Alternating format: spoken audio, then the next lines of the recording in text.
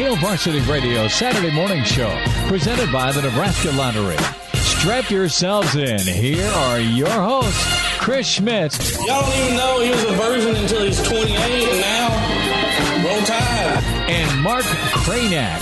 Time has come for someone to put his foot down. And that foot is me. Welcome to it, weekend editions here at Hail Varsity Radio, presented by the Nebraska Lottery. Chris Schmidt, Mark Cranack, Elijah Herbel. It's just a crazy busy week of Nebraska athletics. We'll recap it, a tough one last night for the Big Red in the home finale of a just extremely difficult basketball season. A 10-point loss to Iowa, 88-78. Husker baseball better, but still falls to TCU. And, oh, yeah, spring football is on Monday. Numbers to get in and join us this morning at 466-3776, 466-3776, 800-825-5865. Can email Chris at HailVarsity.com, Mark at HailVarsity.com. And follow us on Twitter at Schmidt_radio, Chris Schmidt, and then at Herbal Essence for Elijah Herbal. We'll get Cranack, once upon a time known as at Mark Skurs, someday back on Twitter. Cranack, what do you know? How's it shaking? And have you been able to take the amount of Big Red news this week? It's okay. Fred has prepared us for it. I do not hear Mark. Oh, you don't? Now I got him. Well, I'm talking. Can now the radio hear me? Can the internet hear me? I got you now. You got me now. Well, I said something really genius, and I don't even know if I can repeat it. It'll lose its effect. You know what I mean? It was so good. I'll keep guessing the next hour 55, but who's counting? Yeah, check out the podcast later, and then you'll understand. Look, where do we start? I think we start with retaining Fred. Frankly, surprised. Okay. Even though there was the $18.5 million buyout, it had gotten to the point where it was so bad, basketball-wise, and the results were so bad consistently 3 years in a row that it just felt like no way. You know, each time I've gone to maybe 5 games this year, and each time just the crowd had sort of gradually dwindled, right? Just less and less people going. You know, the team gets blown out when they have the flu earlier in the year, and you sort of understand that. But then they get blown out when they don't.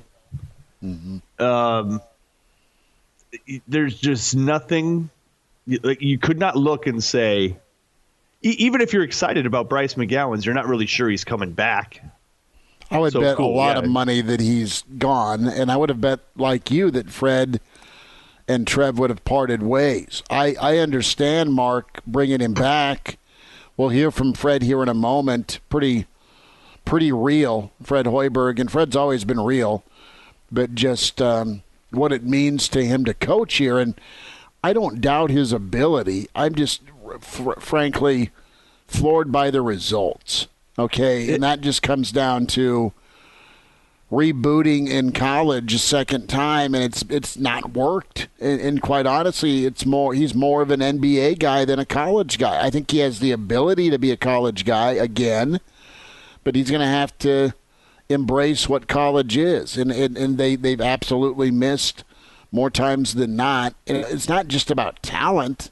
I think they've had talented players, but the chemistry part and the personalities have been what's been off. How about this partial quote from Trev? This is why I'm surprised. Partial quote from Trev on his show Thursday night. You're just not going to win in the Big Ten Conference if you're not tough, if you don't play defense, if you're not unselfish with the basketball, and if you don't rebound. It's like you just named off like 4 of the 6 things you need to do in basketball, just period. You have to care about doing them. Well, but all that's left is dribbling and shooting. That's the only thing he didn't mention. Seriously, it's like, yeah, they got to play defense. They got to not be selfish. They got to be tough. They got to rebound. You got to want to rebound. Yeah. They just haven't done it. And you're just like, It's I don't know, the level of futility has been shocking, and then to run that back is just look, it's just very unlikely to work. And I think this is different than Scott. I think it's different.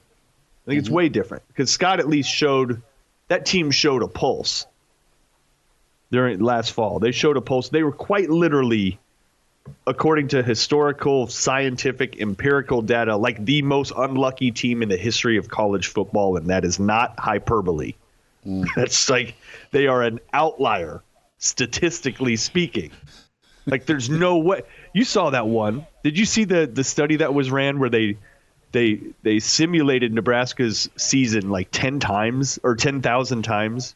Yeah, the simulations scream 7 wins. Yes, and only twice out of those 10,000 simulations, twice 3 and 9 did they end up with 3 wins. Like that's you and me at the blackjack table. Yeah, the writers of that study that did this scientific kind of look back on Nebraska were just like flabbergasted. They're just like, how this is. We've never seen anything like this scientifically. It like broke their computers. It didn't make sense. They're still smoking. So that's a different story than Fred just like one conference win. 20 losses 3 years in a row. In basketball, you get a lot of chances in basketball. You got a 5-star on the team. No, and that's what's maddening is you've brought in a guy like Banton who's playing well in the NBA. Then you go get a guy like McGowan's. It's not your top guy or your second top guy. It's your at times second, third, fourth, and fifth guy. I mean, I really like Derek Walker, but he's about it from a consistency standpoint on this basketball team. You're going to flip the roster again. Can you all of a sudden become a coach that is going to go find a bunch of guys that will go do dirty work for you? Mm-hmm. And what Trev laid out, the toughness, the defense, the unselfishness, the rebounding, I mean, that's all characteristics of what you're kind of made up of. What type of player are you? And Fred from day one with this team talked about role acceptance. And in today's college basketball, let's not scream at the transfer, because that's what helped kind of elevate Nebraska basketball during the Miles era, right? I mean, you're going to take transfer kids, but you've got to be able to mix in your high school talent and develop it. I have no doubt Fred can develop. I have no doubt Fred can scout. I have no doubt Fred can put a game plan together. But can he put a team together? We'll go to the phone lines here and hear from Fred in a moment. Elijah, jump in here. Who do we got? Tex. Tex, thanks for calling, buddy. Go ahead. Hey, thanks a lot. Schmitty, after this basketball year, I was just wondering how much Bailey's it takes for you to get through on a Saturday morning show like this. That is none of your business, Tex. Well, Tex, we'll catch up with that. We'll catch up with that later, I guess. I've been one of the few that made every game this year, even including the exhibition. And I love you. Well, thank you. What got me after the exhibition, they could not even out-rebound Peru State.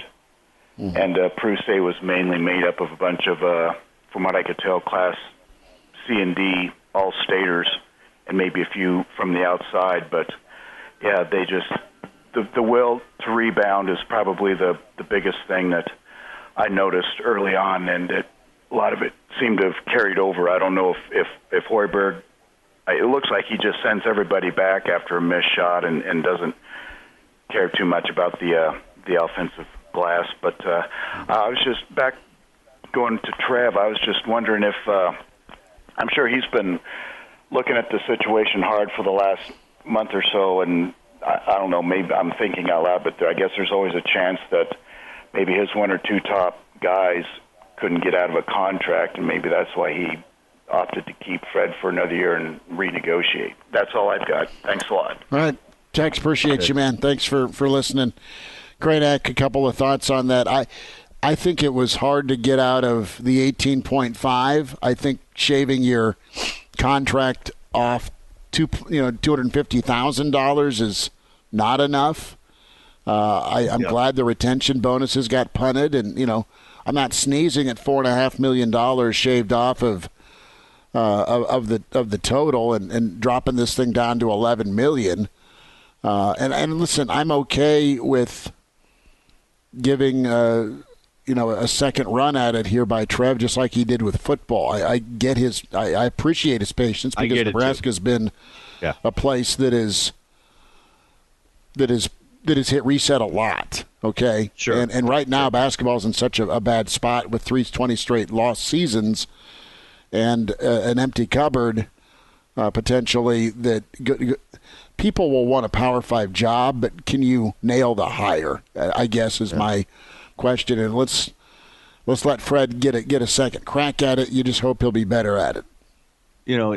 Look, this wasn't to denigrate Trev.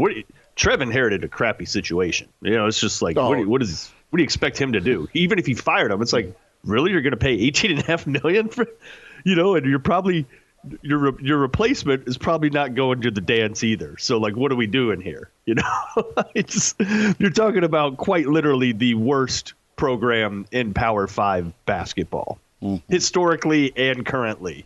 Like, they just are. It sucks to say, but it's true. The only one in the Power 5 that hasn't won an NCAA tournament game. I mean, they've only been 5 times in history. Is that right? No, they went in the 80s. They went 4 straight with Danny, and then Danny went 5. So I think they've been 6. 6, okay. But you know what I'm saying. Yeah. So you're really going to pay $18.5 million for that? No, it's not even an option. So I understand why Trev refused to do that. I mean, you're being financially responsible. I will say this small little silver lining. I don't know if the kid's going to be any good, actually, but at least in pregame warmups, the kid Denham Dawson. Okay. So he's the freshman that he can't play right now because I don't know if he signed early, but he's not eligible until next year. At least in warmups, he is the livest wire on the team. Like, the dude stands out in pregame warmups. So you only see him if you go to the games and watch warmups. You're like, whoa, who's that? You start looking at your right. You're like, is that? Who is that? And he doesn't play. He won't play to the fall, but he's I think he's 6'6", 6'5", 6'6" range. Dude can jump. He's got power. He's quick. He's got size. Well, look at Verge last night. He's not about thin. The talent, bud. I mean, they brought in ballers.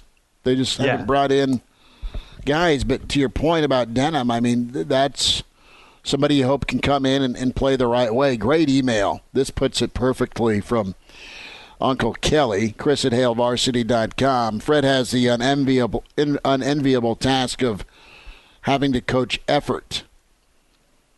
When you have a team, you constantly have to coach effort. You're running uphill. That's the thing, Mark. You can't go get guys that you're questioning their effort, and there's been completely. A lot of times this year where that's been the biggest problem. And that's on Fred, though. Yeah, it is. Right, because you saw that comparison last night against Iowa. Do you think that's a concern with any of those guys? No. No. McCaffrey may beat them in a closet if there's an effort question. Yeah, and look who they lost. Who they had to replace. They got a program going. They're recruiting a profile. They're recruiting guys that absolutely give discretionary effort, defensively and otherwise. That's all they have on the roster. Those are the only guys that see the field or see the court. Nebraska doesn't have that profile, that characteristic. It's mercenary you. And what's even more interesting about it is, like, individually, I don't think they have bad guys like locker room cancer guys either. I think they're actually all pretty good guys, but collectively as a unit, they don't get after it. they don't get after it defensively. Fred can't make them do it. It's because it's just not in their DNA. I think Walker's there.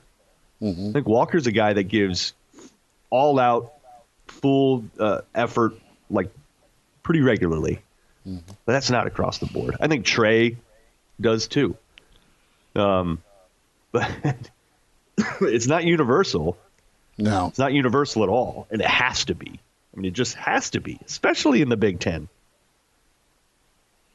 Nebraska basketball has too many guys, and think about a buddy of yours that tried to quit smoking, okay? And they're doing fine, and then they go out and they, break in case of emergency cigarette, right? Nebraska's got too many guys that try and do the right thing on offense, okay?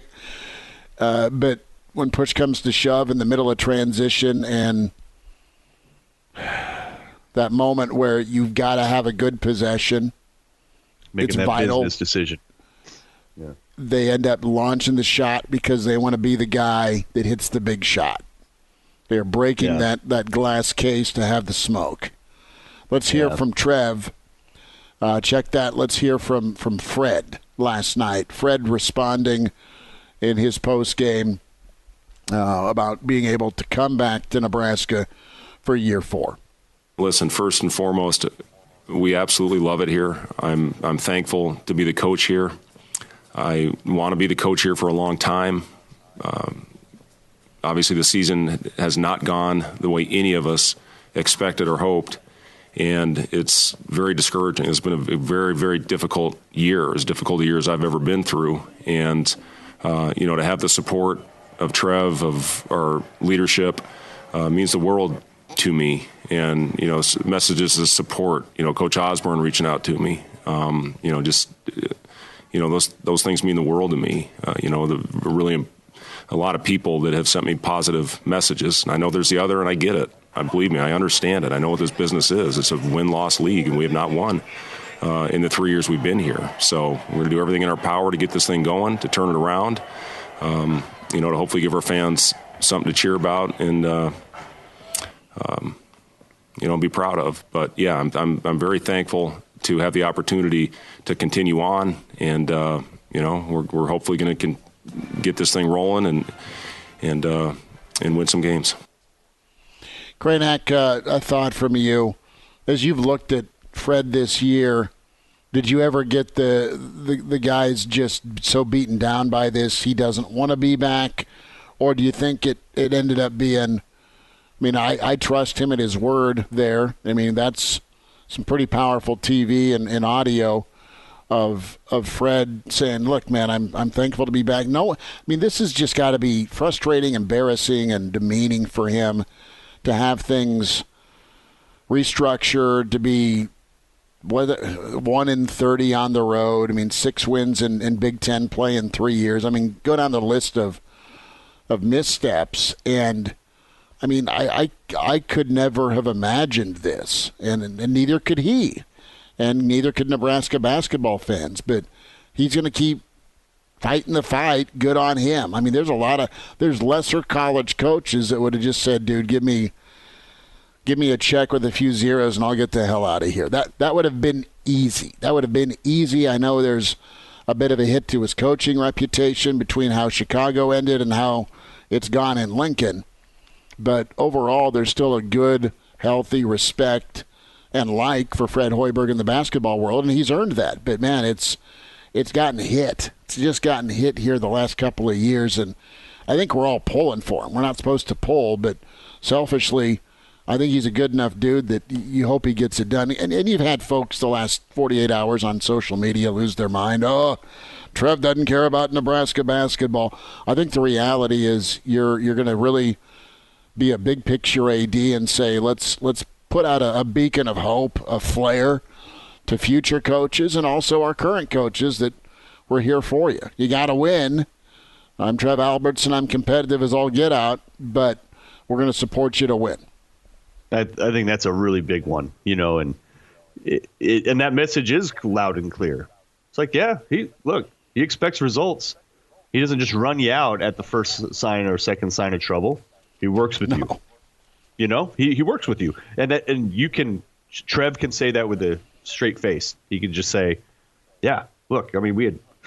I walked in and Fred had lost bad 3 years in a row, and we kept him around, gave him another shot. Didn't work out. Here we are, and then everybody would understand it. So, like, I think that part of it's good. With Fred, I haven't been able to Fred's credit, and this might be the only thing that keeps allows him to resurrect what's going on. Is I can't read Fred. You can't tell. Like, if you listen to Fred after a win versus Fred after a loss, there's no difference. It's the NBA, man. It's the NBA post game.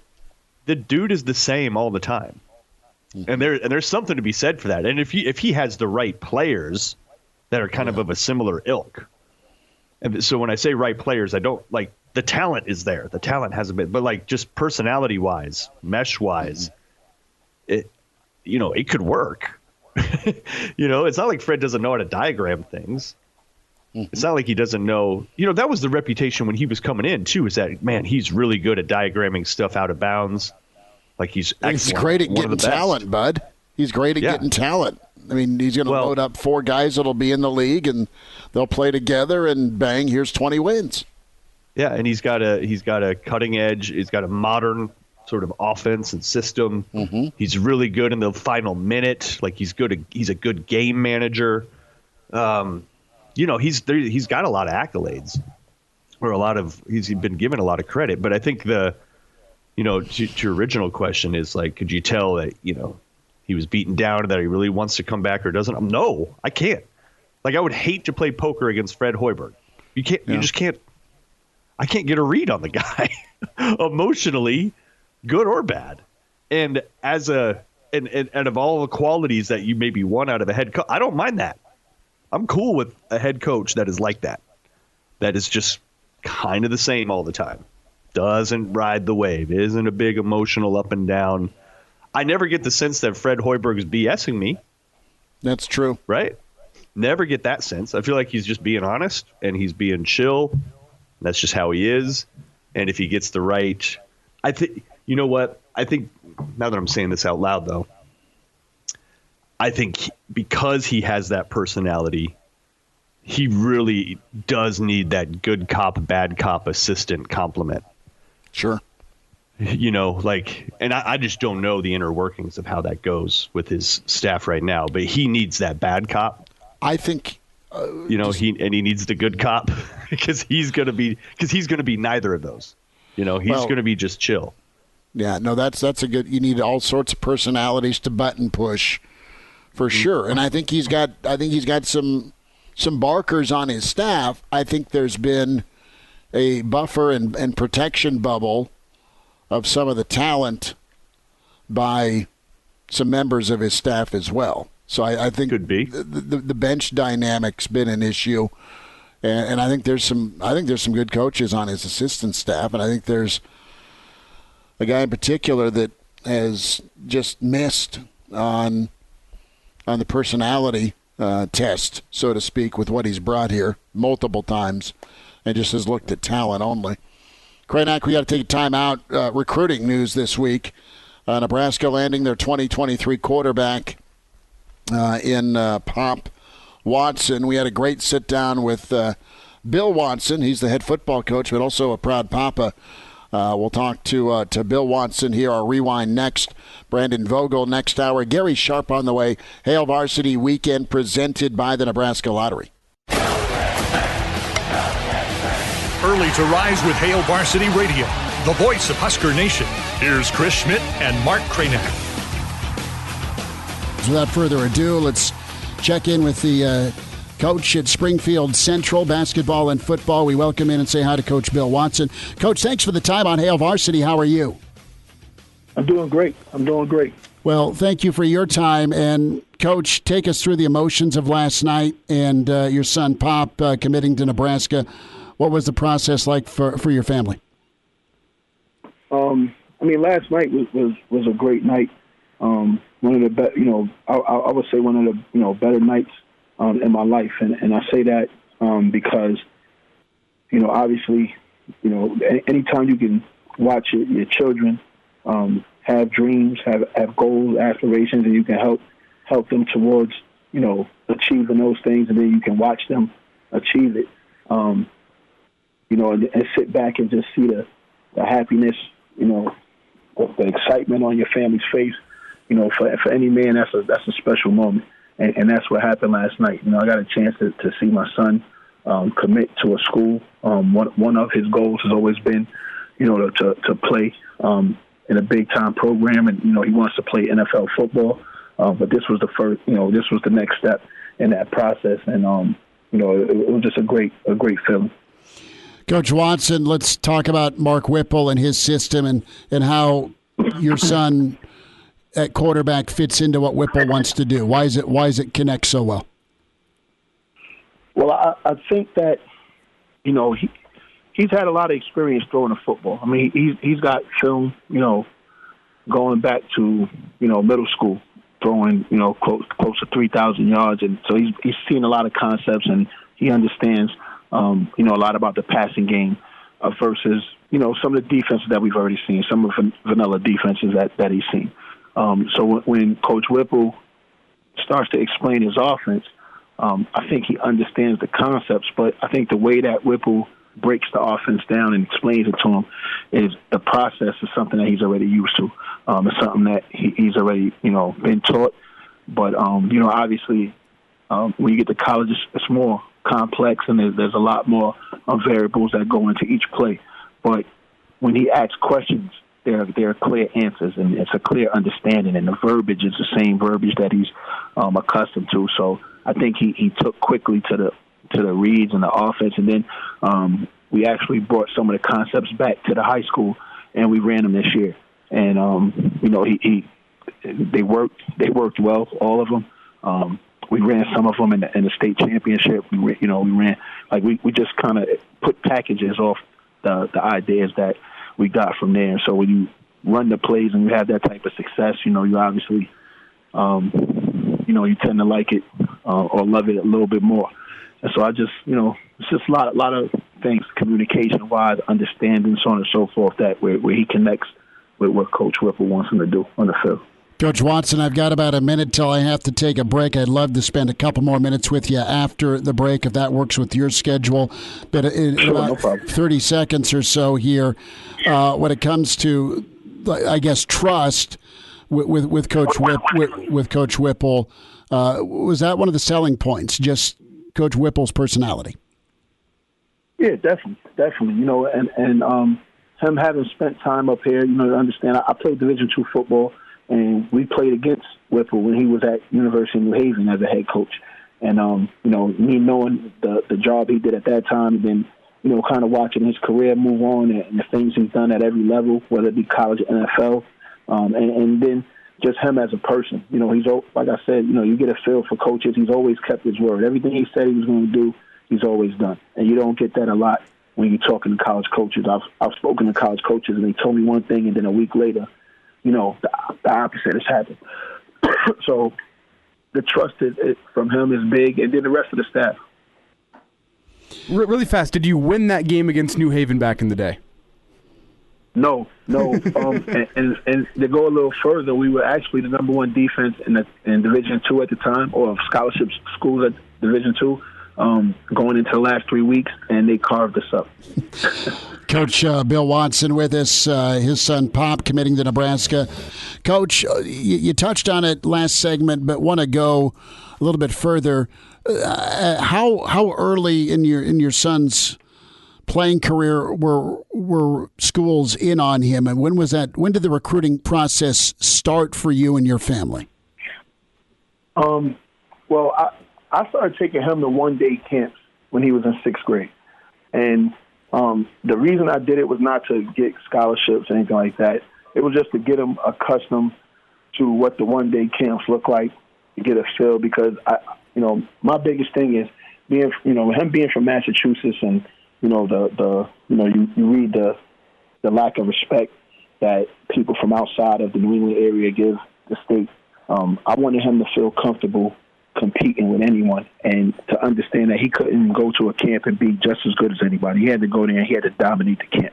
he had to be first in line. He had to make all his throws. He just had to stand out and be on another level just to be looked at.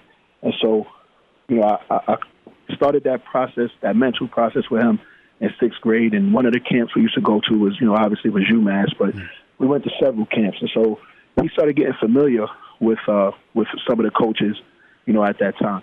And, he was pretty good at a young age. He played in some All-American games and, did well for himself. So his name was out there at an early age. And then I would say coaches started looking at him in 8th grade. We started getting college coaches following his Twitter, so on and so forth. And then he received his first offer at the UMass camp in 8th grade.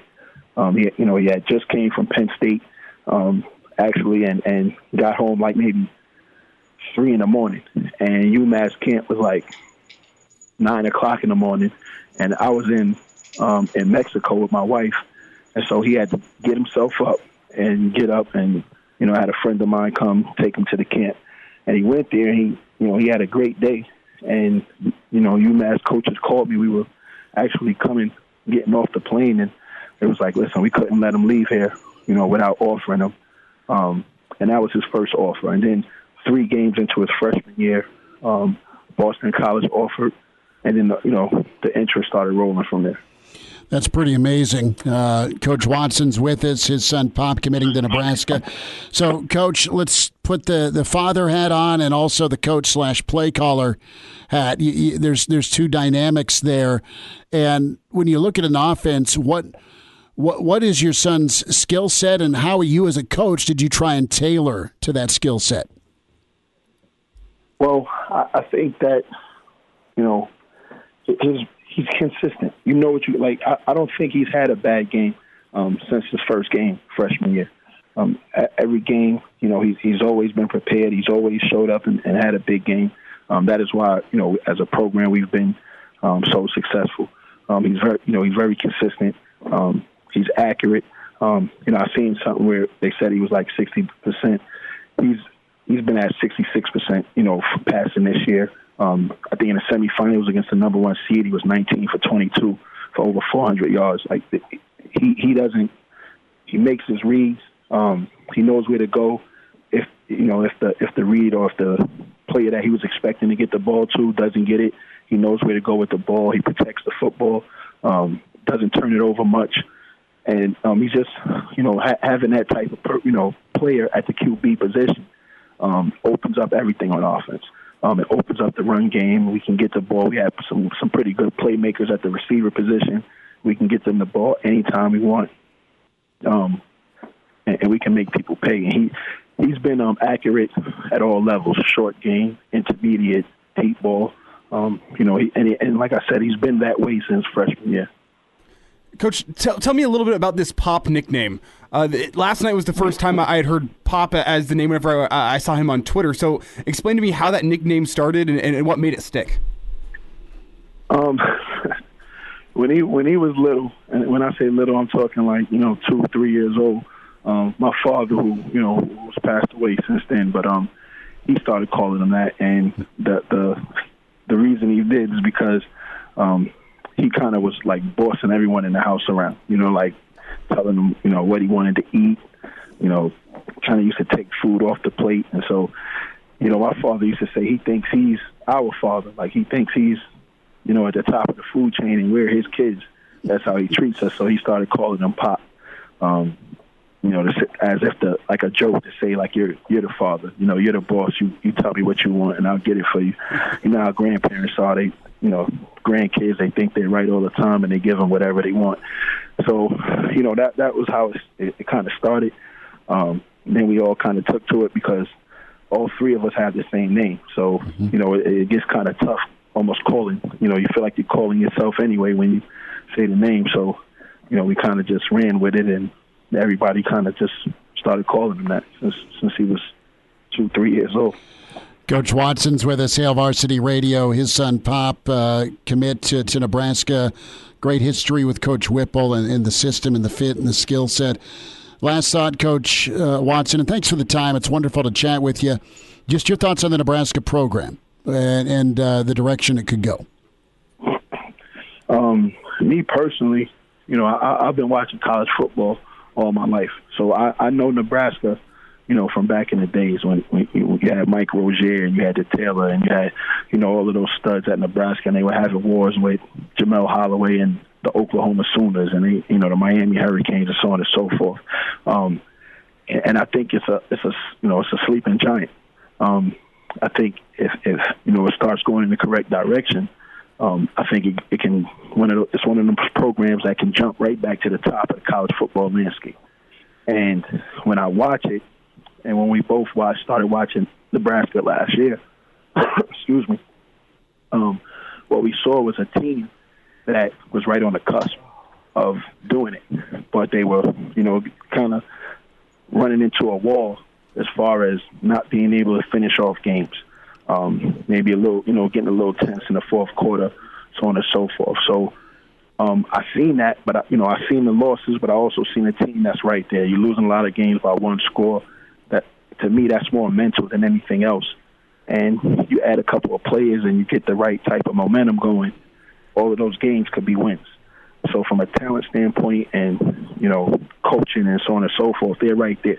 I think with the adjustments that Coach Frost made with the staff, and I'm not just talking Whipple, I'm talking about Coach Joseph. Is it Mickey Joseph? Yep, Mickey Joseph, wide receivers coach. Yep. With him, and just some of the new coaches that came in and the energy that they're providing with some of the kids that came in the transfer portal.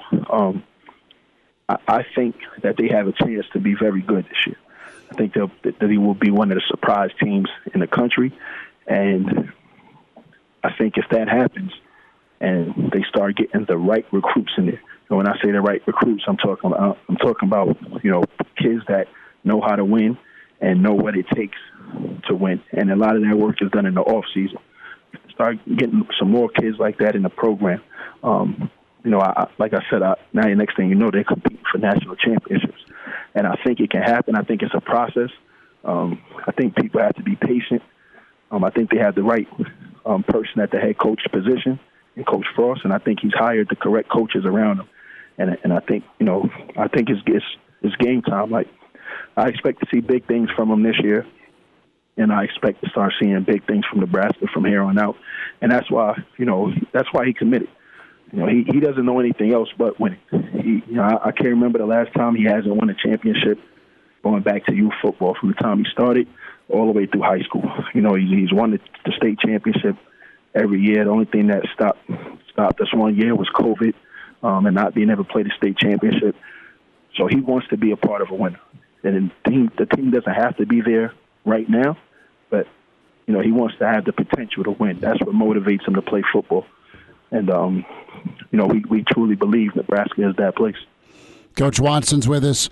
Did you get that vibe on your junior day visit? I mean, just when it came to peer communication, did Pop feel that way with some of the kids he was able to interact with? Yes, he did. He definitely felt that. It was a good group of kids, young men that spoke to him. He didn't see the whole team, but, he talked to the staff. Seen the investment that the school is making in the student athletes, as far as the new facilities, and the weightlifting program and how they tie the science into it, and excuse me, and just a lot of the things that they have in the program, and he loved all of that, and that was something that, he felt that energy from the coaching staff. He felt, you talk to some of those coaches and they sound like they're ready to put a helmet and shoulder pads on themselves. And he likes being around coaches like that. He likes being around coaches that are confident, that pretty much walk like winning is something that belongs to them. And that's the kind of feel you got from those coaches. Like, there was no question that they were going to win next year. And, that's something that got his juice flowing. And when we left, we were like, he told me, he was like, I could be here. I could see myself here for the next 4 or 5 years. And I kind of just looked at him and nodded and said, okay, we'll go back. And, we spoke to Coach Frost that day and Coach Whipple. And, of course I asked if the offer was committable, because that's, one of the things you got, especially at the QB position. A lot of times people only taking one. And at that time, Coach Frost told him, we don't offer kids if we're not prepared to accept, the commitment. So, we talked about it. He spoke to the coaches a little bit more, and he made that decision. So we'll be back up there for spring, in the spring, to watch spring practice or whatever the case, and maybe the spring game. And he'll take an official, but he knew that's where he wanted to be. And, he had the process I really reset for him because he was down to 2 schools back in December. He was going to commit to either Pitt, where Coach Whipple was, or he was going to commit to Oregon because he had a great relationship with Coach Moorhead, who was the offensive coordinator there. And it just so happens that Coach Cristobal and Coach Moorhead left Oregon, and then Coach Whipple left Pitt at the same time. So we pretty much was back to square one, and kind of trying to figure everything out. We were going to go up to Ole Miss, and maybe throw the football for them guys and, kind of work there. He still had the Kentucky offer, which, he liked Coach Woodward, who's the receiver coach up there, and Coach Cohen. But he was not number 1 on their board. He was actually number 3 on the board. So they were going after 2 other kids. So, we were kind of restarting the process. And when Coach Whipple got to Nebraska and brought us up there, when he called, he said, "You come up here, you're gonna love this place. This place is, we like Pitt, but he was like, you're gonna love this place." And when we got up there, he wasn't lying, and it wasn't anything like we thought it was gonna be. I've never been to Nebraska before, so when I think of Nebraska, I go by, and it sounds crazy, of course, because I'm been around a little bit, but I look at the logo, the mascot for Nebraska. I look at that Cornhusker, and I'm thinking I'm walking into cornfields, and it's going to be farms. And, you and everybody, man. Yeah. And I get to Lincoln, and it's nothing like that. It's it's a city atmosphere. You got nice restaurants and food everywhere, and I was like, wow, I didn't even know it was going to be like this. I'm thinking that in my mind. He's loving it. Going around, the people were nice. They it was great up there. It was like, I feel comfortable leaving them up there, So it worked out, and the junior day was a great visit, and we're excited. I'm excited to send him up there and watch him do his thing. He's got 1 more year here, so he's got to, he want to win another state championship in football. He's playing basketball now. Excuse me, playing basketball now. Hopeful that he wins another state championship in basketball as well. He won one his freshman year. We didn't play. We couldn't compete for one, in 10th grade. So we're making our run now for a state championship in basketball, and we're going to finish off his high school career, on a positive note. Make sure he gives everything he has here to his teammates, and then he's going to go to Nebraska, and he's going to give Nebraska everything he has, while he's up there. Coach Watson, it was a pleasure to chat with you. We'll do this again, and best to you and your family. Thanks for a few minutes. Thank you. Thanks for having me. The Hail Varsity Radio Saturday Morning Show, presented by the Nebraska Lottery. Strap yourselves in. Here are your hosts, Chris Schmidt. Y'all don't even know he was a virgin until he's 28, and now, roll tide. And Mark Cranack. Time has come for someone to put his foot down. And that foot is me. Back with you, Tower 2. It's the weekend edition, Hail Varsity Radio, presented by the Nebraska Lottery. Chris Schmidt, Mark Cranack, Elijah Herbal. We welcome in managing editor with HailVarsity.com and magazine, Brandon Vogel. Find him on Twitter at Brandon L. Vogel. Read his book, Dream Like a Champion, with John Cook. Vogue's a crazy busy week. Spring football starts Monday. Basketball on our mind. We spent the majority of the first hour just kind of, going through Trev's comments this week and Fred's comments about being retained for a year 4. What were you expecting? Were you expecting Nebraska to move on, or did you think, Trev may give another year to Fred? Based on how football went, there's a little bit of a track record here with patience here with Trev Alberts.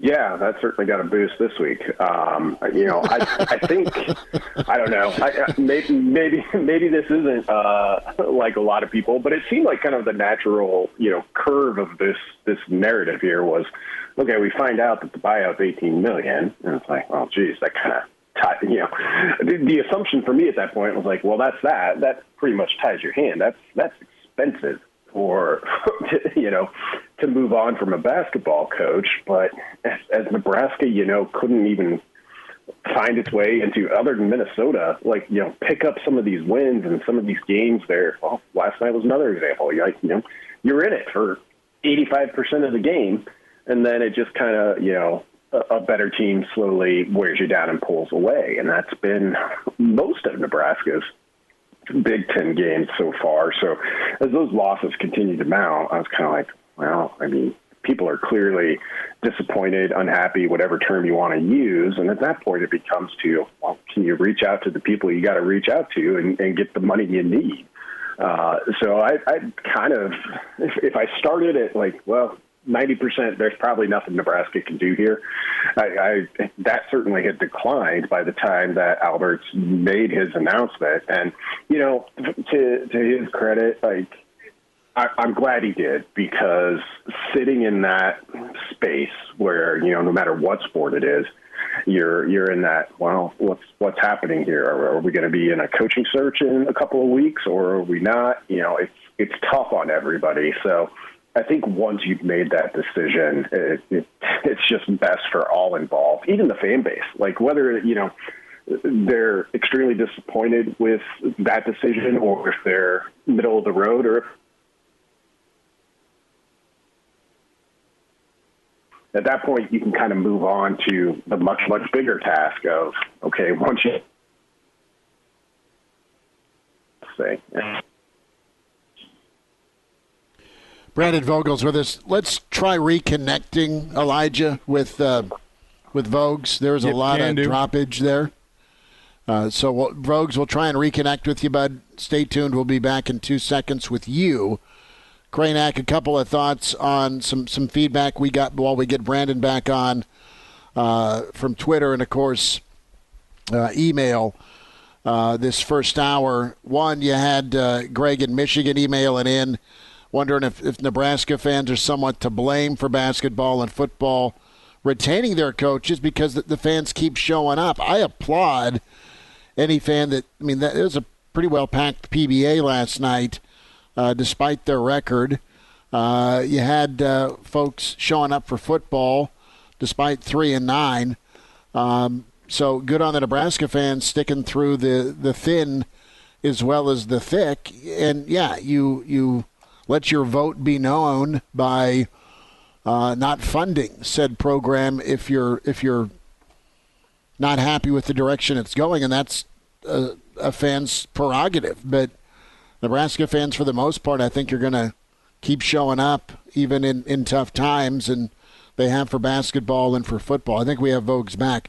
Brandon, you touched on just the buyout and the both sides of the coin, so to speak. Do you move on and try and find a new coach, or do you kind of restructure? I think Trev's. Do you think this is big picture as well as just patience? Do you think Trev being able to, by being patient with this, is able to really kind of cement what type of AD he wants to be? He's gone through a lot, Vogues, in 7 months. I mean, just a ton of stuff. Yeah, he really has. And I do think there's a big picture piece of this where, okay, you did this for football. Now you're doing it for basketball. And you look at this, those coaches in both cases gave up something, namely money. At this point, at least, as far as we know, there's kind of all these conversations that are happening behind the scenes, and I'm fine to let those, happen behind the scenes for now. But it's kind of, you make the decision, and some people may disagree with it right away. But like I said, once everyone knows the reality, they kind of know the stakes of the game, and that's kind of fair on its face. And if basketball and football don't improve, well, Trev Alberts in his first year, which is another complicating factor here, provided the opportunity to both of those coaches to turn things around, and you have more of an opportunity to plan. It's expensive for these buyouts, but beyond that, beyond just the sheer cost, the easiest thing to do is to make a change, because then, you boost excitement, all of the kind of things we're used to seeing. But I think there's two pieces to that. It's momentary excitement, and then you're just back to okay, well, everybody's excited, but you still got to build this thing up the right way and do the right thing. And then there's also the kind of, I don't even know the best way to phrase it, but Nebraska hasn't had stability. And I think Trev Alberts coming in early in his tenure, you can justify both of these plays on that alone. Like a lot of schools, the Huskers have been changing coaches every time it doesn't work, and it just feels like an unending cycle. So maybe let's try a little bit of patience and stability and see if that's been the missing ingredient, because just landing on the exact right person at the exact right time hasn't been in the cards for the Huskers yet. Brandon Vogel is with us on Hail Varsity Radio. Brandon, Trev has alluded to it a couple of times about the athletic department as a whole and a certain degree of kind of maybe dysfunction within it, presumably within some of the support functions or some of the executive functions. I don't really know what. And I'm just curious about your take on what is he talking about because he has said that, where it's just hey, we have to make sure as an athletic department that what we're doing is elite, that we are providing the proper amount of support for the coaches. What do you think he's referring to specifically there? All I can do is speculate a little bit, but it strikes me, coming from the previous regime, that there wasn't a strong top-down kind of culture. And Alberts has mentioned that along the way, we've got to get everybody in this department kind of pulling the same direction. And it's not that they're, you're always going to have kind of opposing factions. See also Auburn. But, you try, you really have to treat the athletic department as a whole as a team itself.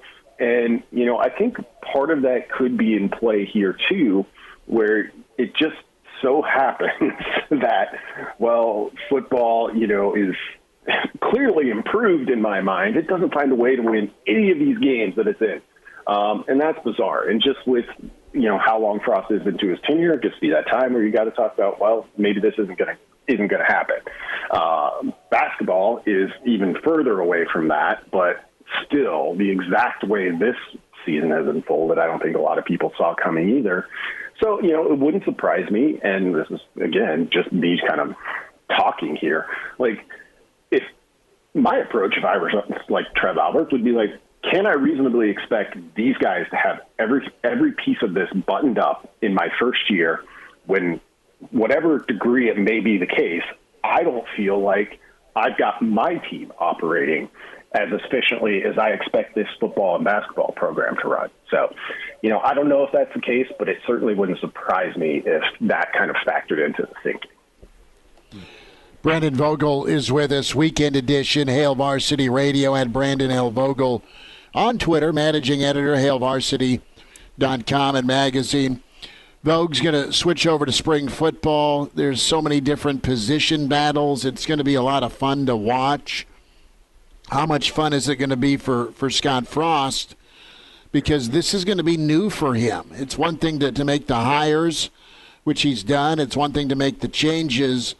Now this is really kind of step 1B from winter conditioning being 1A in the 4 parts to a season. What is Scott's job this spring? Obviously he's the head coach, but there's got to be more delegation going on. So job is to delegate, but how do you think he fits into that role? because it feels like it's going to be really different for him for the first time in a while for him, leading Nebraska. Yeah, I mean, I would lean pretty heavily into that. Now, you don't want to give up of course you don't, but you don't want to give up the gains that you've made over the past 4 seasons. And yes, despite the record, there are gains. I have no doubt about that piece of it.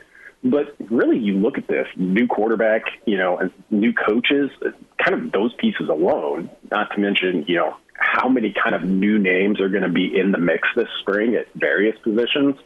It almost feels like a year one, part 2 to me. And, that might sound scary. And I certainly get that perspective because they need to win now. I mean, everybody knows that. But those year ones often come with a little bit of freedom too, of like, hey, there's been a regime change. Sometimes year ones take a long time. Sometimes they happen pretty instantly, where you can benefit off kind of the enthusiasm of the newness and the new energy. So if Nebraska were able to harness that, it might seem like kind of taking the back roads to where they need to get to.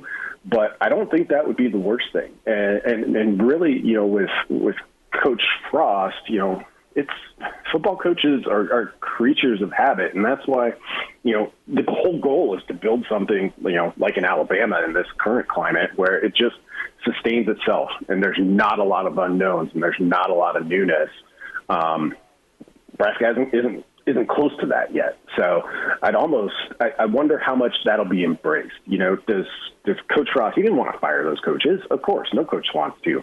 But can you at least, does he seem energetic and excited about kind of a new opportunity here? That'll kind of be the key tone for me this spring. This week too, Brandon, Nebraska gets its quarterback commit for 2023. And I got to be honest, the profile of the quarterback, I was like, what? Oh, I guess I have no idea what they're going after, because I think you assumed when Whipple came in, you're looking more at the Chubba Purdy type, right? The taller, yes, maybe has a mobile threat, but, taller, throw first type quarterback. Meanwhile, Nebraska goes out and takes a commitment from a guy that's 6 foot, $180, and runs a 10.900. Were you surprised by that? And I got to be honest, I was actually encouraged by that because that's my preference is a dual threat guy. What did you make of the profile of quarterback that Nebraska just picked up? Yeah, it wasn't what I expected either. I kind of expected Nebraska to move towards a more kind of prototypical quarterback profile at that position, but after that commitment, it kind of made me think, really kind of look at just quarterbacks and how I think offenses in college have contributed to just blurring those lines. There's some schools out there that are like, this is the type of quarterback we need. Some of them, perhaps many of them, have the measurables. They're like, we want them to be this tall and et cetera, et cetera, et cetera. But I think for most of college football, that's probably fading a little bit. And it just becomes, so much of quarterback play, for as much as we like the measurables and, with quarterbacks in particular, it's kind of its own sort of camp and training circuit. So, we know everything about these guys, but it's such an intangible position that seeing Watson's kind of measurables and where he was at, I was like, okay, well, because it's outside of maybe what I expected, it made me look even a little bit closer at it, I think, and maybe even a little bit more encouraged. Vogues, a thought with going to Massachusetts for your 2023 quarterback when you have options in Gretna, right? When you look at Flores, you have Cole in Iowa, you have Avery in Wichita, and how do you envision that pitch went? Because we've heard the recruiting stories over the years where a guy on staff will have a player in a region that he loves, and he'll jump up on the table, old Jack Pierce style, and say, "This is my guy. This is who we got to go get. This is why we should get him."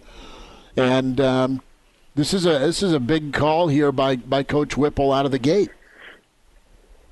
Yeah, it is, and we know that, or we at least have an idea of how those recruiting conversations kind of go in the chain of command, and obviously the head coach is going to sign off on any offer that goes out, but particularly at quarterback, it's a position Frost knows a little something about.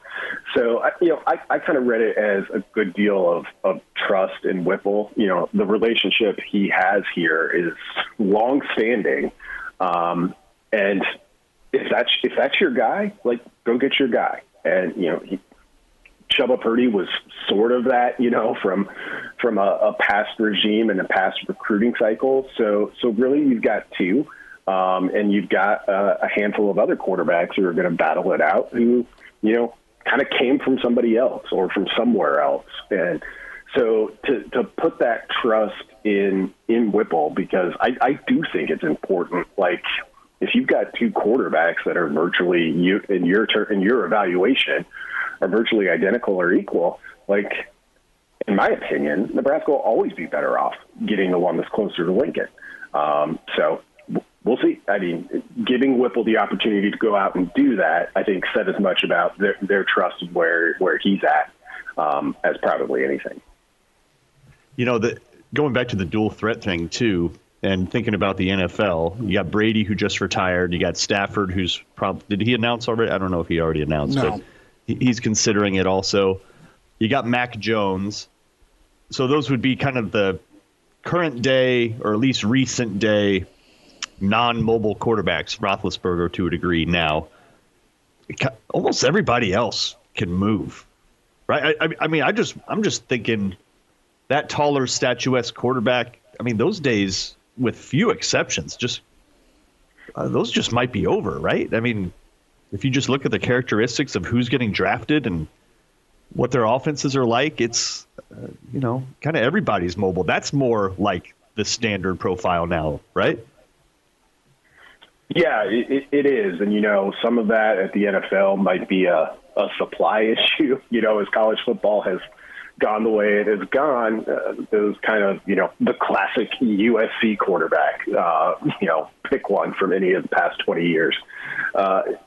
It feels a little bit like an endangered species. And, we've seen at the NFL level, like, more influence on offense from the college level. So it becomes a little bit of this chicken or the egg thing. Is it because, college got there first and this is what offense is now? I think it's a little bit of that. I think it's also a little bit at the NFL level of saying, well, these are what these quarterbacks are capable of doing. But, to tie it into Nebraska, we kind of, or at least I kind of thought, well, maybe this offense is trending someplace a little bit, someplace else. I would expect to see much less QB run. And I think I still expect that.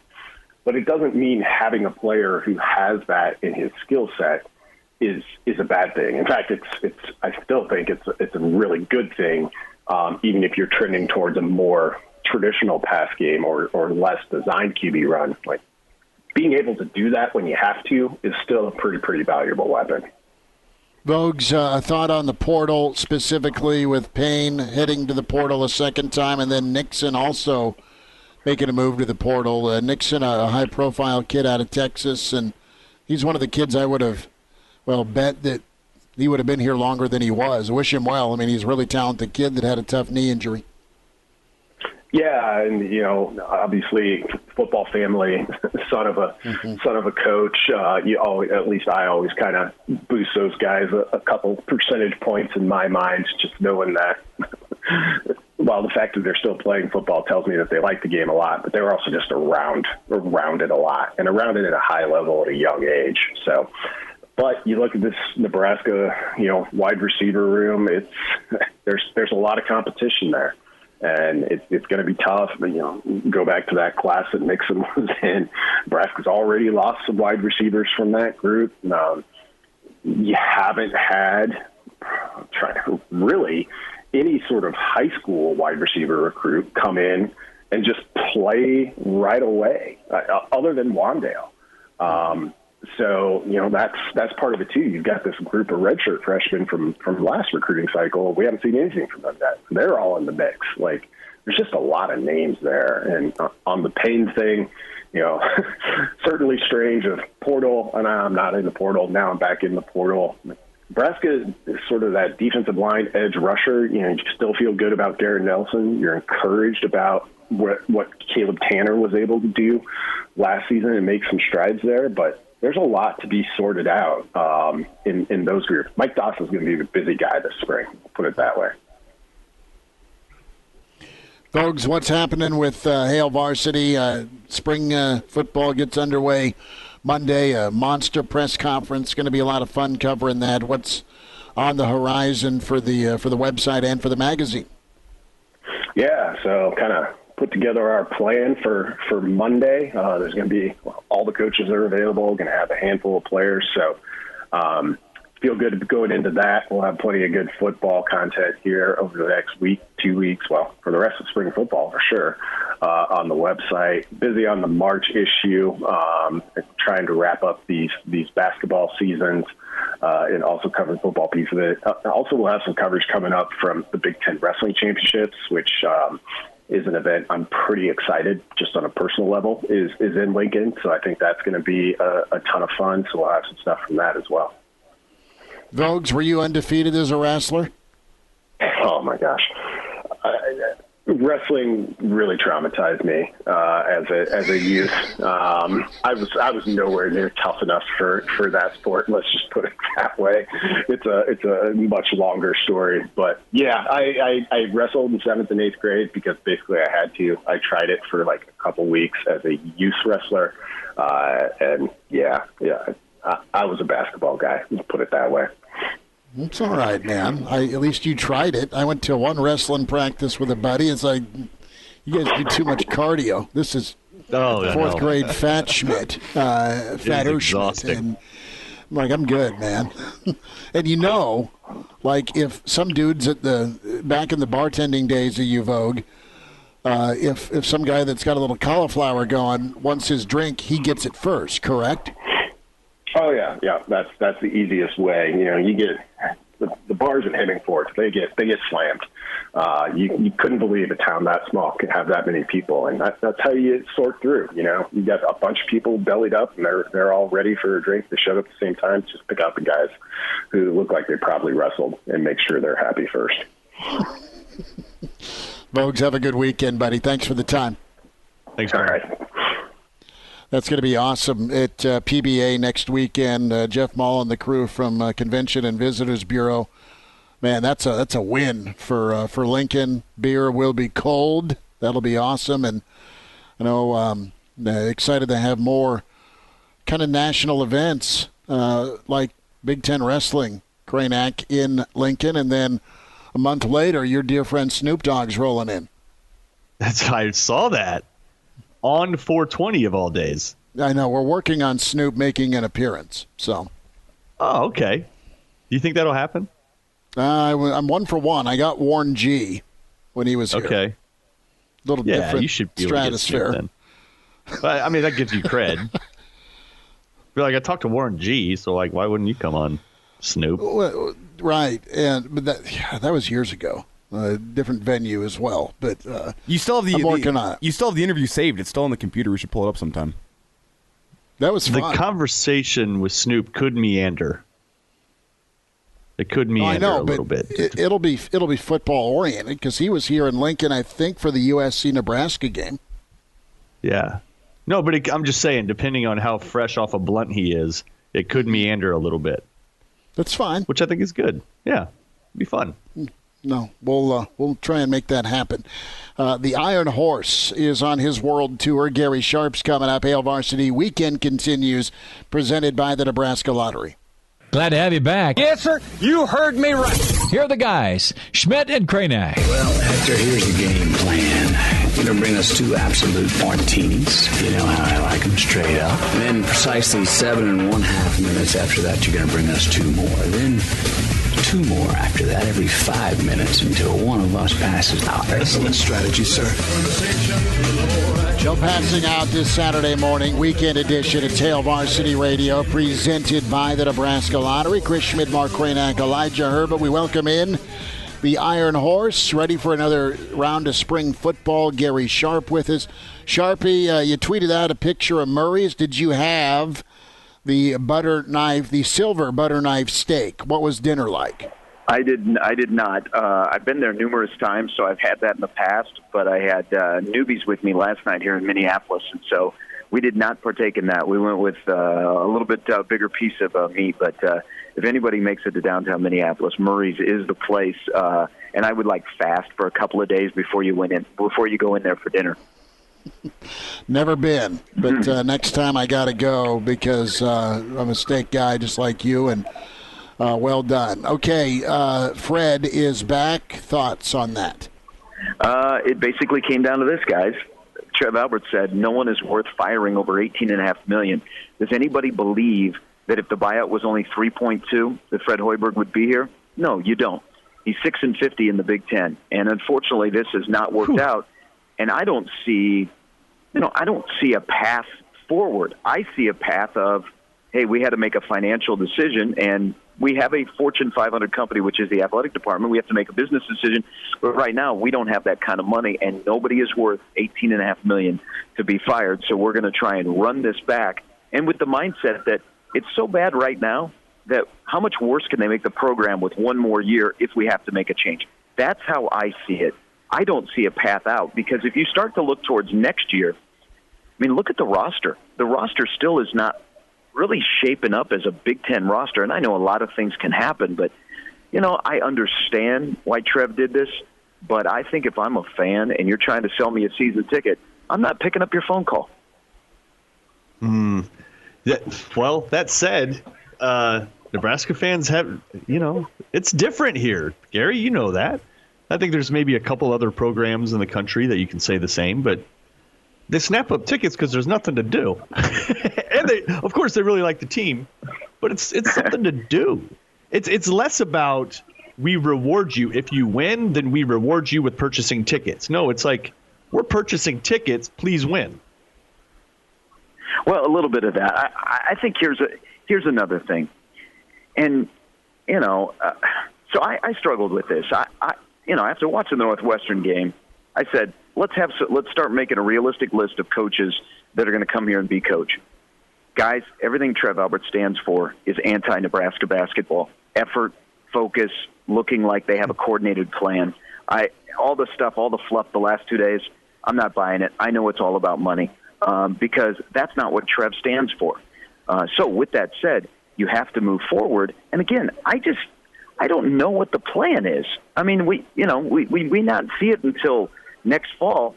This is kind of discouraging. And here's the thing.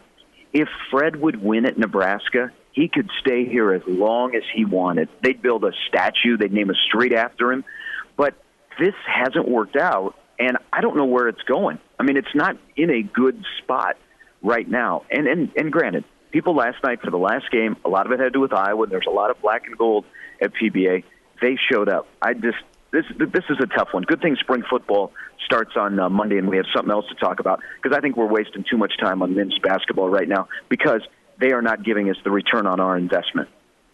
Real quick, how rare is it? You've been around college basketball circles for a long time. I just want you to weigh in on how Nebraska has a full-time assistant, Matt Abdelmasih, who literally does not coach anything on the floor. How rare is it to have that clear of a decision? I understand you're going to have recruiting guys that skew towards recruiting on your staff, but he doesn't do any on-court coaching at all. How rare is that? That's extremely rare, and that's changing. I would be very surprised if Abdelmasih is back next year. I think Fred will turn his staff over. Here's one thing. I know Trev.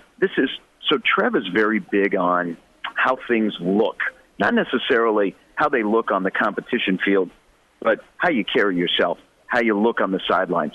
Anybody notice that Doc Sadler is combing his hair last couple of games? Yeah, I'm sure that's a Trev result. But let's look at this staff. Doc, nice guy. I don't know what Doc adds to you. Armand Gates, you kept him from the previous staff because he had a connection to Chicago. How well has that worked out for you?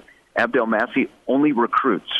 Now, the best addition is when Fred this year brought in Nate Lesnar. And I don't initially look at Nate as a college coach, but I think he's developed into, and he's very much a development coach, I think he's developed into somebody who has not only is just a good basketball man, and the pros are in college. And I think Nate wants to recruit. I've talked to Nate before, and the only person that's been allowed, as you alluded to, Mark, to recruit was Abdel Massey. They need to turn Nate Lesnar loose because he's a really good assistant. But this staff is going to be turned upside down. But again, it goes back to the head coach. What did we hear? Accountability is an issue. The second straight year that we've heard players say, hey, accountability is a problem. Is that going to change overnight with new people that are on your staff? I don't know. Fred is going to have to think outside of the box and do things that he doesn't normally do to get this turned around. And it's not get turned around to be competing for the Big Ten title. I think any metrics for next year have to be that 7 to 10 range in the Big Ten, and you're on the bubble. I said this year, if you get to Valentine's Day and you're on the bubble, man, things are moving forward. But it's discouraging, and again, you know what? The season's gonna end here shortly, and we can move on to a different sport because I think we spend way too much time talking about a basketball program that right now is just fluttering and has been given a new life. And people are like, you know what? You're given a new life because of financials. You weren't given a new life because I could see roster construction. I could see guys developing. I can see a future. Well, we're wondering, and to Tom Chattel's column, really good column this week, must be a hell of a plan, right? I mean, well, you know what is the plan? I mean, exactly. You're all of a sudden now you're more to say that you're more invested now in to get this turned around. What are we doing right now? The season is currently going on. You're all of a sudden going to say, oh, God, I got a new life. The season is over. I can push the reset button. What are we doing in the current moment to win basketball games? And you know what? Last night they kept up with Iowa for 30 minutes, and then they hit that thing that has been the case all season long. They'll go into a rut for about 5 to 7 minutes, and the opposition has a huge run, and then Nebraska's in a hole.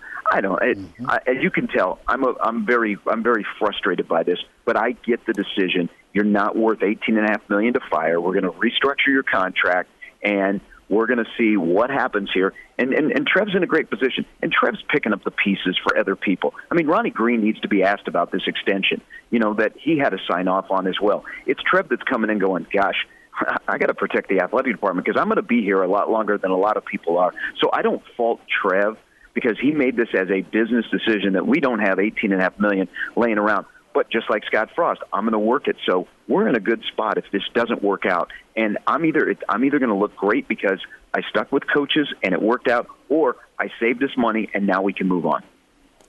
Gary, your overall football is on deck here Monday. You have so many different position battles. You've got staff that's new, and they'll be working together, and everyone will be on hand Monday. Who are you buying stock in? Who are you interested to see make a move on the depth chart? And I want to start with the running back spot. Do you have any clue, or do you have a couple of guys you think could wow this sprint? Well, there's guys that their future is on the line, like a Yant and a Step that have to have a good spring. It's too bad that Gabe Ervin is not going to be able to go through, spring football, maybe just a little bit. I think this is an opportunity for a guy like Ramir Johnson, who hung around, had some perseverance, got to play a lot last year. We still worry about his vision, but now he's got a new position coach. How does Brian Applewhite affect Ramir Johnson? What kind of a jump does he make? And, of course, everybody wants to see Anthony Grant, after his junior college career, and is he the guy that's going to grab the spot? I think it's a very intriguing position that it's been made a priority by the current running back coach, and we'll see who that affects. But I think it's almost like Survivor Island at that position. I think you're going to have guys that are going to fight to move up the depth chart and get in a good spot. And if they're not, they're going to be gone after spring. So that's a great position battle to watch. Speaking of position battles, I think offensively, almost across the board, you have a really healthy amount of competition. There's just enough scholarship bodies offensively that you feel pretty good about. I don't think you can say the same about defense. Right? Like if you look at it across the board, like which position group do you feel like Nebraska is well-stocked depth-wise? I think you have some top-end talent guys, but depth-wise, where on defense do you feel like, okay, yeah, that's how it should look? Maybe defensive back, where you have some returning guys and you have some veteran guys that have been added to the program. But you're absolutely right, Mark. I really worry about Nebraska's defensive line because they have not a lot of depth. They have a lot of newbies. They have a lot of question marks. And that's an area where Nebraska has to be strong. And I don't think we're going to see the spring is all of a sudden going to answer a lot of questions, because maybe a guy or two that could play a lot in the fall isn't here yet on the defensive line. But I would have to go defensive back. And then that adds to, we have faith in Travis Fisher that he's going to work all of the pieces that he has into something that's going to be really good on the back end. But I think Mike Dawson has his work cut out for him on the defensive line, because he's got to find guys that are not named Robinson and Rogers, and he's got to find is a Hutmacher. And then he's got some guys like a Weaver and a Black and a Buckley, guys that are unproven, that he's got to be able to get through spring. So I think that's the great unknown on the defensive line, and that's not a place that you want to have an unknown in this conference. And real quick, Gary, too, you look at your second-level linebackers, too. Call them middle backers, I guess. And who knows if Nebraska's going 4-3 or 3-4, whatever. But you have Heinrich, and you have why is his name? Reimer. And then you have who? Yeah, that's... Hello? Are you still there? Who else is there? Yeah. You have, and you're going to have some of those guys that are going to be out for spring. This is a big spring for Kapai. Some of the other guys that are on the roster that have yet to get on the field, but, you've had a little bit of attrition. And those guys, as good as Reimer and Heinrich are together, boy, do you want them to play as many snaps as they played last year? I mean, both of those guys go 100 miles an hour, and they have a tendency to just beat the heck out of their bodies. So they've got to find some people behind there. That's why, the transfer portal, when spring is over around college football, could be really, really interesting. I mean, a couple of days before spring football, Nebraska puts a defensive, an outside linebacker and a wide receiver in the portal. So who knows what's going to happen?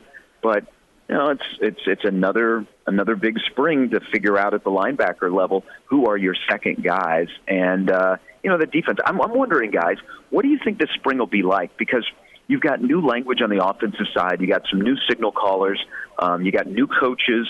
You're going to have a lot of competition on that side. Then on defense, you're trying to work players in that aren't normally playing as much as they're going to play. I mean, is this going to be a clean spring? Is this going to be a very choppy spring? I mean, we don't know what this spring will be like, and will we have many answers after 14 practices in the spring game to get ready for next year? I say probably not. Competition is good, but I just think it's going to be a choppy spring, and that's okay because that's kind of expected. If it's not a choppy spring and it looks really good, then there's something to talk about, and maybe there's some encouragement that guys know what they're doing, they're all on the same page, and they're moving forward, and so you're off to a better start when you start practice in late July to get ready for Northwestern.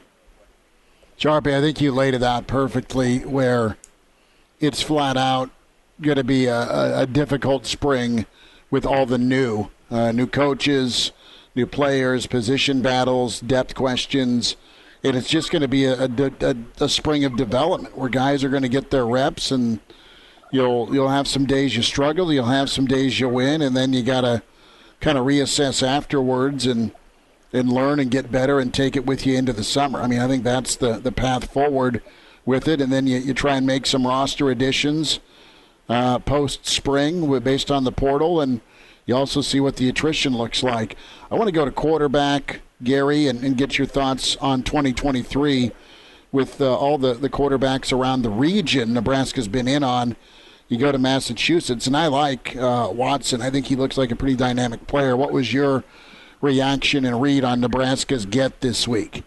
Well, it just shows you that this is Mark Whipple's offense, and what Whip wants, he gets. And he, of course, had that long relationship going back to sixth grade with Watson, and he pegged him as the quarterback. And I'm sure there's other guys on the staff that said, hey, I'm a J.J. Cole guy. I'm an Avery Johnson guy. And Whip said, nope, this is the guy. And, he has said from the start that he will mold his offense around the quarterback. And you look at the last couple of quarterbacks that Nebraska has recruited, they're 6'5" guys with big boy arms. Now you get a quarterback that's 6'1", so a little bit different. And in that quarterback room, you have a bunch of different type of quarterbacks. So it'll be fascinating to see how these guys look in this offense and how they develop and what he does with them individually, not as collectively, but what Whipple does with them individually.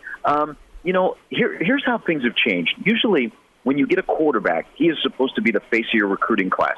And they still are. But in the day and age of the quarterback in the portal, it becomes, you got a commitment. Is he going to be here 2-3 years from now? And so he's intriguing, and he's very successful, and he's dynamic. We're all around here going to be, okay, the case for William Watson when he gets to Nebraska is, what does the guy from Gretna do when he goes to a Big 12 school? I mean, they're going to be compared because they're in the same class, and you had a guy in your backyard that's getting a lot of offers, and this time you went to Massachusetts to bring in a quarterback. They'll both be compared, but it's a quarterback room also, guys. Who's going to be there next year? Because you do have a little backload of eligibility. You got Thompson that could come back. Purdy's got 4 years. Smothers, we don't know. We assume that he'll be gone, but what if he stays? What if he moves up the depth chart? What if he's the guy? Then you have Hoiberg and you have Torres and you're bringing in Watson. So in Whipple we trust, I guess, and he's got a plan, and his plan was William Watson is my guy in the class of 23, and I think that's it for Nebraska when it comes to quarterback recruiting out of the high school level for this year.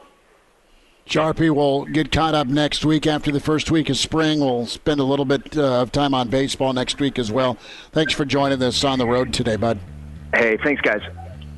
There he is, Gary Sharp, with us. Cranack, enjoy the weekend and put the eye black on for Spring Ball Monday, all right? Let's go, man. Okay, we'll talk about it next week. All right, back at you Monday. Hail Varsity at 4 as we get you ready to go full tilt with spring football. Big thanks to Elijah Herbal. Talk to you on Monday with Hail Varsity.